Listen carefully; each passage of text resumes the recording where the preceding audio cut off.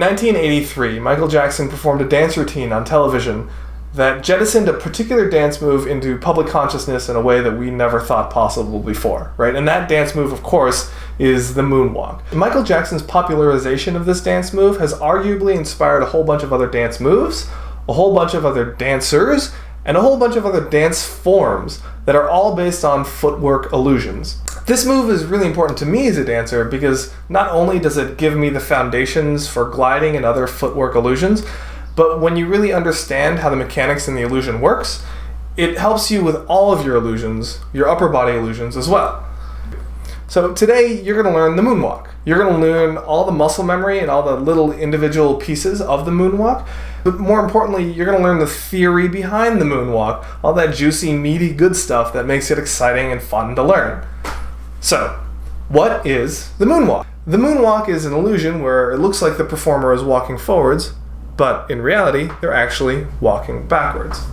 So before we dive into the mechanics of the moonwalk, let's not take anything for granted, and let's examine just plain old walking. The purpose of conventional walking is to get from point A to point B in the most physically efficient way possible. Now the mechanics are simple. You put all your weight on one foot, and then you lift the other foot and place it in front of you. This is a step, and doing a series of steps in succession means that you're walking. Human beings walk everywhere, and we do it all the time, so it's in our best interest to walk in the most energy efficient way possible. So the most energy efficient way to take a step is to make sure that your foot is really close to, but not quite touching the ground. Bringing your foot high off the ground requires excess energy for no useful gain, and dragging your feet on the ground creates friction, which creates more work. If you are a foot dragger, you'll notice that the heel of your foot doesn't touch the ground as you move it forward, only the toes and the ball of your feet. This is because the heel of the foot is known as the point of most friction. In fact, when we say someone is digging their heels into the ground, that means they're being stubborn and they don't want to move. They're creating a lot of friction. As you walk, each foot can be in one of two positions, weight-bearing or freely moving. The weight-bearing foot has the entire foot on the ground for added friction and stability. The knee that's connected to this foot is straight. The freely moving foot is close to, but not quite touching the ground. The knee connected to this foot is bent, and because of this, the heel is going to be pointing up into the air. As you walk, you're going to be swinging and twisting your legs, which, as it turns out, accounts for about 35 to 40% of your body mass. To make sure you don't fall over as you do this, the upper body is going to counterbalance by swinging your arms in opposition to your legs. For a quick demonstration of how this works, try standing on one leg and swinging the other back and forth. Your arms are going to naturally start swinging in opposition to that leg. Now try swinging your arms in sync with your legs and notice how much work this is. Now the last thing that I want to talk about when it comes to conventional walking is the story that goes into each step. In order to do moonwalk, you're going to need to perform the idea of conventional walking, so having a story helps. The story begins with you lifting your leg. You're moving forward and pushing up against gravity. Also, your upper body is twisting to account for your lower body's distortions. Then you land your foot on the ground, shift your weight, and gear up for the next step. Now that we understand the basics of walking, let's reverse engineer it to better understand the moonwalk. Now, if the purpose of walking is to get from point A to point B in a physically efficient manner, the purpose of moonwalking is to look like you're walking, while in fact you're going from point B to point A. Begin by standing with your right foot behind your left. Bring your right heel into the air and put all the weight of your body into the ball of your right foot. While keeping your left heel on the ground, you're going to slide your left foot as far back as you comfortably can. When you can't go any further, you're going to switch which heel is in the air, and you're going to put all the weight of your body on the ball of your left foot. Now, keeping your right heel on the ground, slide your right foot as far back as comfortably possible. Now the main rule, the thing that you always have to keep in mind, is that you always will have exactly one heel on the ground, and that heel will be moving backwards. Now, I want to point out that the principles of locomotion between the moonwalk and conventional walking are really quite similar. All your weight goes on one foot, and then the other foot moves. And also, if you've ever seen a toddler try to learn how to walk, you know that it's not the easiest thing in the world to pick up. So if you are getting confused and you're losing your balance when you're trying to learn the moonwalk, that's super natural. If I had only one piece of advice for this, it would be Always try to focus on where does my body weight need to go in order to move my feet in the way that I want to move them. So let's take a moment to dissect the illusion of what's going on. Now, the first thing you'll notice is that it's super awkward to move your foot back while your heel is still dragging on the floor, right? This is crazy inefficient, and nobody in their right mind would actually walk in this manner. And this is where we get to dig into the human psychology of the moonwalk, right? If everybody and their mother knows that intuitively there's no way that a foot with the heel on the ground should be moving like this, then you get to mess with that expectation.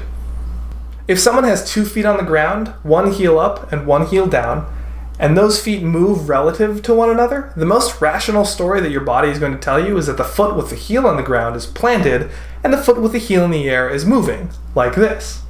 I mean, after all, this is what people look like when they drag their feet, which is often imperceptibly different from what people look like when they walk. By bearing your weight on the opposite foot of what people expect, you're exploiting these assumptions and creating the illusion that one foot is moving, while in reality, the other one is. Now, let's take a moment to look at the knees. Even if we're not paying attention to the feet, the illusion still works. As we demonstrated earlier with conventional walking, whenever you bend your knee, you're taking your weight off that leg so that you can move it. The weight transfers onto the strong leg, through the straight knee, and down through the heel of the foot. As a whole, my lower body is being quite deceptive. In this shape, you'd expect the weight of my body to be on this one leg. If my legs were to move relative to one another, you'd expect it to move like this. While in reality, the weight of your body is on what looks to be the weak leg, and you move what looks like the strong leg. This is how the lower body creates this illusion. So now we have a clear understanding of how the illusion works for the lower body. But we're not quite done yet, right? Because while the lower body mechanics are the most confusing parts of the illusion, if you really want to sell the full package, you have to include the upper body as well. If you don't pay attention to your upper body, you're naturally going to be doing this. This doesn't help your illusion at all, right? The whole point of the illusion is to make it look like you're walking forwards naturally, and unfortunately, nobody walks forward like that. So after you get comfortable with your lower body movements, you'll want to make sure that your upper body is swinging in opposition to your legs. Obviously, this may be a lot of moving pieces to try to coordinate all at once, right? The heels, the weight of the body, the legs, the arms. So here's another perspective on how you can create this illusion. Let's take the whole thing from the approach of the story of the step.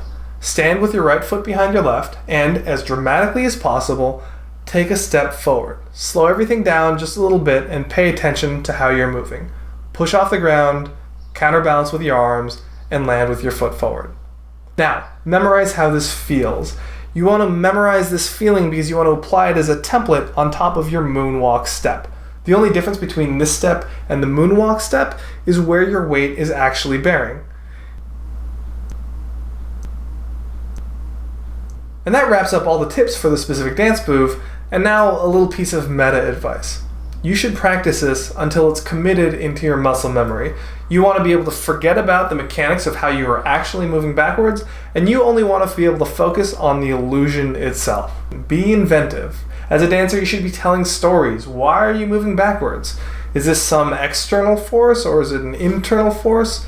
Do you care?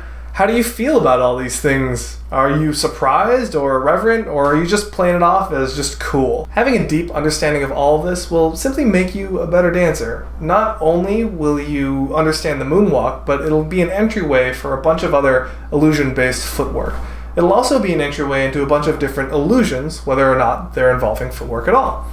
If you're interested in learning about any of those, check out my other videos, click subscribe below, and if you like this video, click on like.